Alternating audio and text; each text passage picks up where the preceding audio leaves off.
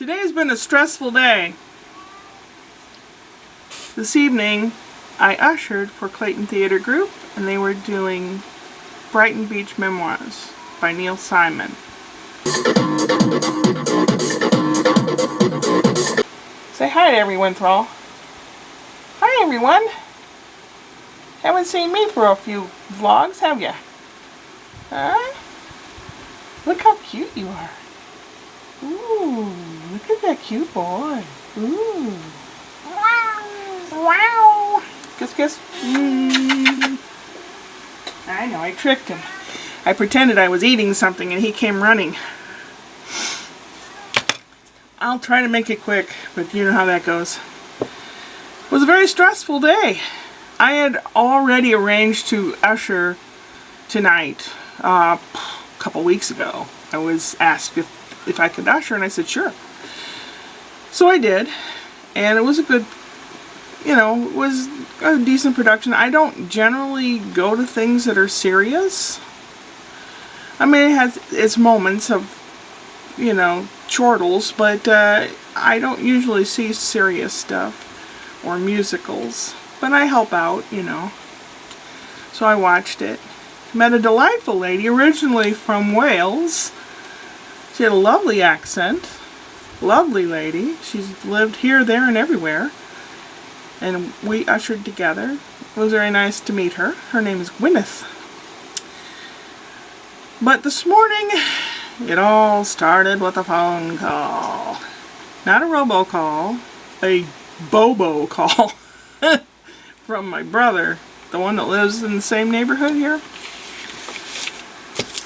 He always has the same things to say.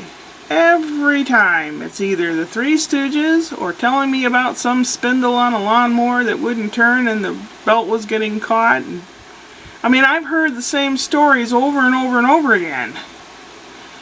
So I can repeat them word for word, and I know he'll tell me what the problem is on a lawnmower, and I'll finish the sentence, and he'll wonder, I don't know if he doesn't give a crap and his mouth just goes. I don't really know. But I'm having a big, big issue with him again. Again, and it's always money related. Always. Should I start at the beginning? I guess so. I'll try to make it quick. I had an abusive marriage. When I got divorced, the house was awarded to me. My mother's lawyer coerced me into signing my house over to my mother, and they said it would protect me and protect the investment of the house, blah, blah, blah. Well, I think they screwed me over, but I'm not sure. Anyway, my mom decided to rent the house, and then she decided to sell the house where we used to live. I lived in Mom's basement for 2.5 years with Brian and Scott in a 10-foot by 10-foot area of her basement. She'll deny it, but we did.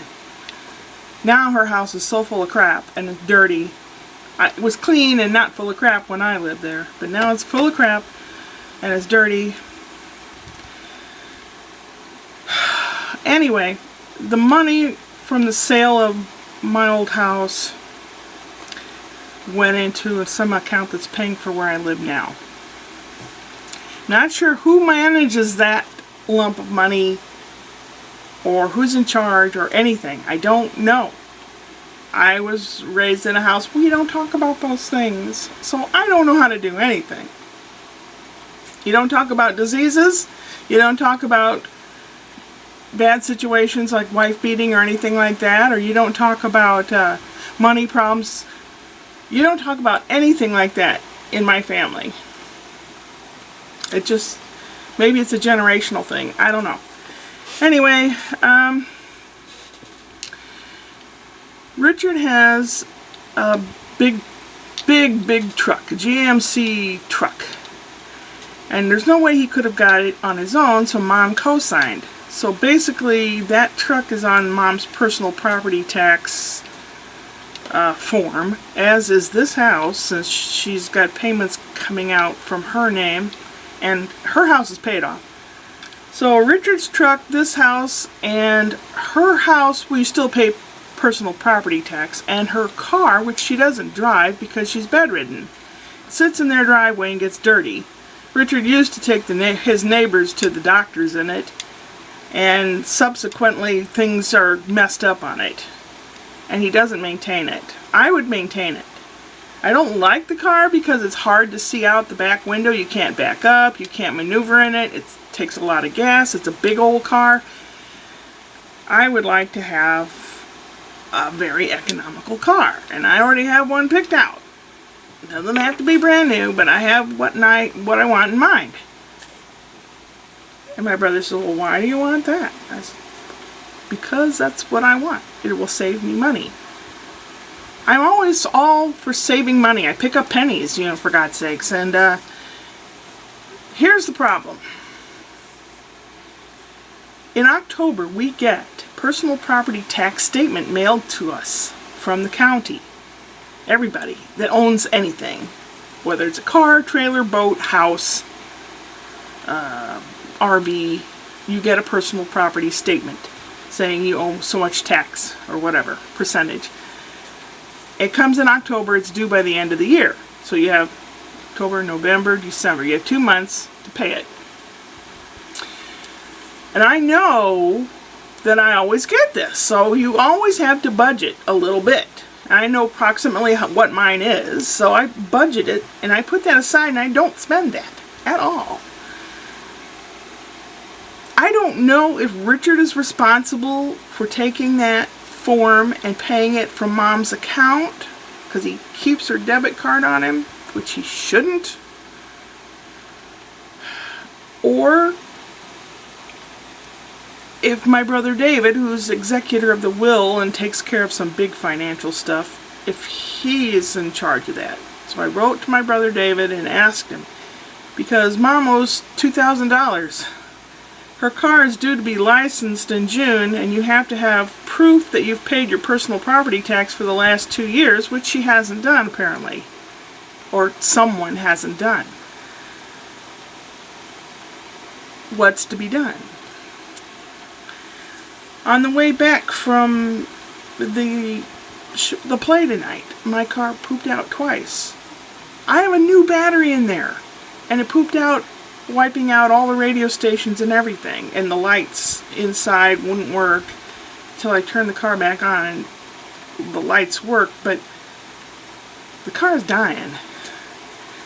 My brother David down in Georgia said, well, I'll just sign Mom's car over to you. Richard won't like that. Mom won't like that. I'm not real keen on the idea, but geez, I don't know what to do.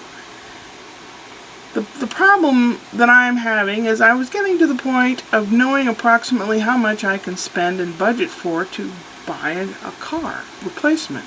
Everyone's saying, get rid of that old thing, buy a new car, buy a different car.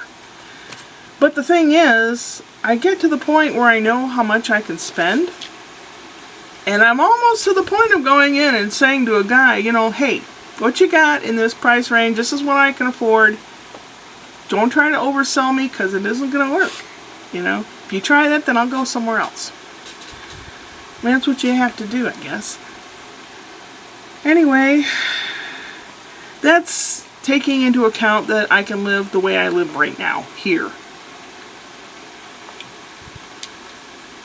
And I still have to maintain this place. I still have to figure out why the electricity in my room doesn't work. I think tomorrow morning is the day I'm going to go down in the basement to the fuse box, the circuit breaker box, and try to use the multimeter, which is this little gauge thing here, to see if I can find a dead circuit and replace it. If that's not the problem, then it's wiring in the walls, and that I can't handle. I really don't know what to do. I'm very upset. I'm very worried about it.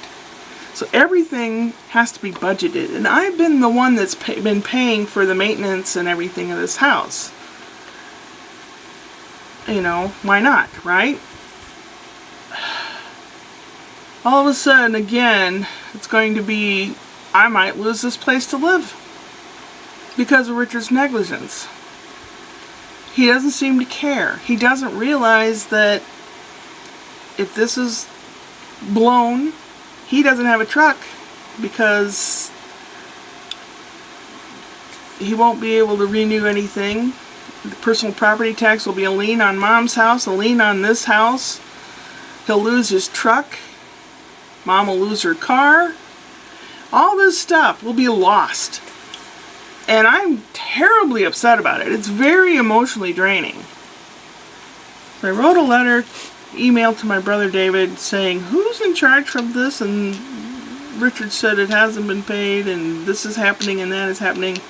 I'm sorry to be the bearer of bad news. And I hate being the bearer of bad news, but if it was Richard's responsibility, he didn't live up to it. I am not his keeper. Is it up to me? Is it up to him? I'm having a hard enough time just existing, and then having someone up my life. You know the word I wanted to say. Someone F up my life that doesn't give a poop. He doesn't care.